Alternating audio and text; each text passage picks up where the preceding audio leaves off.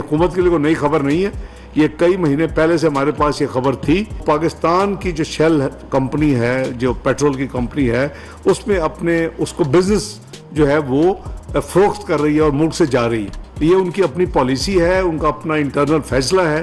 कोई परेशान होने की या कोई उसमें इस तरह के कुछ यानी नेगेटिव न्यूज़ क्रिएट करने का कोई ज़रूरत नहीं है। मीडिया में बहुत डिस्कस हो रहा है और काफ़ी उसको हाइप क्रिएट की जा रही है कि जो शेल पेट्रोलियम कंपनी है, उसने जो पाकिस्तान में उसकी जो इन्वेस्टमेंट है या उसकी जो कंपनी है, उसके जो अपने उसके शेयर्स हैं, वो जो इंटरनेशनल शेल है, वो पाकिस्तान की जो शेल कंपनी है, जो पेट्रोल की कंपनी है, उसमें अपने उसको बिजनेस जो है वो फरोख्त कर रही है और मुल्क से जा रही है। ये इंफॉर्मेशन इस तरह नहीं है, इसमें थोड़ी सी क्लैरिफिकेशन की ज़रूरत है। शेल अपना जो बिज़नेस है वो बंद नहीं कर रहा पाकिस्तान, जो कुछ मीडिया में लिखा गया।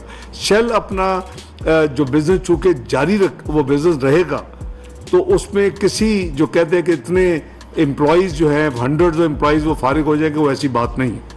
शेल तीसरी चीज़ ये है कि शेल जो भी फैसला करेगा वो हुकूमत पाकिस्तान और मुख्तलिफ जो अप्रूवल्स होते हैं इन शेयर्स को भेजने के लिए, वो भी उसका भी पाबंद है और उसको भी हमें मद्देनज़र रखना चाहिए। चौथी बात यह है कि शेल अपने एक और इंटरनेशनल इन्वेस्टर को अपने शेयर्स बेचना चाहता है। वो उस पर हमें, हमारे लिए ए के नाम हो वो शेयर्स, बी के नाम हो, पाकिस्तान में बिजनेस उसी तरह चलेगा जिस तरह है, और शेल अपने शेयर जो है वो एक और जो है बैरून मुल्क यानी फॉरेन डायरेक्ट इन्वेस्टर को अपने शेयर बेचने जाते। इसमें मैं समझता हूँ कि कोई परेशान होने की या कोई उसमें इस तरह के कुछ यानी नेगेटिव न्यूज़ क्रिएट करने का कोई ज़रूरत नहीं है। शेल के अपना बिजनेस पाकिस्तान में उसी तरह होगा, एम्प्लॉयज़ उसी तरह रहेंगे। जो नया है उसके अपनी जो उसकी इन्वेस्टमेंट है, वो नया जो एक फॉरेन डायरेक्ट इन्वेस्टर है, और ना ही वो यहाँ अपना बिजनेस बेच के और वो अपने रकम लेके और फिर यहाँ से को बाहर लेके जाएगा। तो ये मैं समझता हूँ कि एक क्लैरिफिकेशन की ज़रूरत थी। ये भी एक बात मद्देनज़र रखनी चाहिए कि शेल जो अपना पाकिस्तान में जो उसका इन्वेस्टमेंट है इस कंपनी में, शेल के कंपनी में, और जो उसका बिजनेस है वो सिर्फ पाकिस्तान में नहीं कर रहा, या उसका हमारे यानी पाकिस्तान के हालात से कोई ताल्लुक नहीं है। शेल कई ममालिक में मैंने जो पढ़ा है या जो मेरी नॉलेज में है कि कई ममालिक में शेल ने, मसलन जर्मनी है, कुछ यूरोपियन कुछ कंट्रीज़ हैं, इंग्लैंड है, हॉलैंड है, उन्होंने अपना एक होम एनर्जी के कारोबार से एक अलहदगी अपनी सेपरेशन की है, और कई ममालिक में यानी यूरोपियन ममालिक में भी शेल अपने इंटरेस्ट को या बेच रहा है या उसको रीऑर्गेनाइज कर रहा है। तो इसलिए ये उनकी अपनी पॉलिसी है, उनका अपना इंटरनल फैसला है।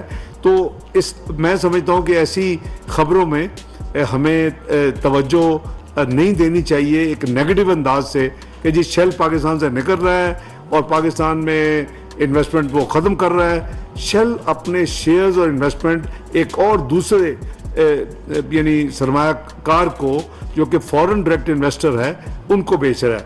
और ये आज हमारी यानी हुकूमत के लिए कोई नई खबर नहीं है, ये कई महीने पहले से हमारे पास ये खबर थी और उनकी आपस में नेगोशिएशंस हो रही होंगी, और अब उन्होंने ऑफिशियली पाकिस्तान स्टॉक एक्सचेंज को भी ये इतला की है इस चीज़ की, और हुकूमत पाकिस्तान को ये कई महीनों से ये पता था। तो इसमें कोई फिक्र वाली बात नहीं है, कोई इसमें जो काम में कोई हर्ज नहीं होगा। कोई जो ऑयल टर्मिनल नेटवर्क है, पेट्रोल पंप्स हैं, वो सारे उस तरह काम करेंगे।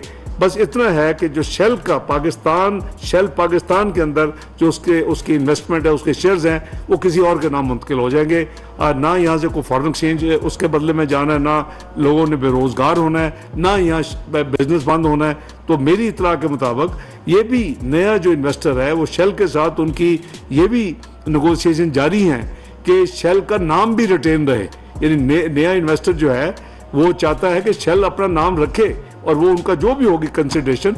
तो ये मैं समझता हूँ कि हुकूमत पाकिस्तान की तरफ से यह क्लैरिफिकेशन दे रहा हूँ ताकि इसके मतलब जो अगर कोई गलतफहमी या कोई जो रिपोर्टिंग हुई है नेगेटिव, उसमें कोई कंफ्यूजन नहीं होना चाहिए और हकायक मैंने आपको सामने रख दिए। बहुत शुक्रिया।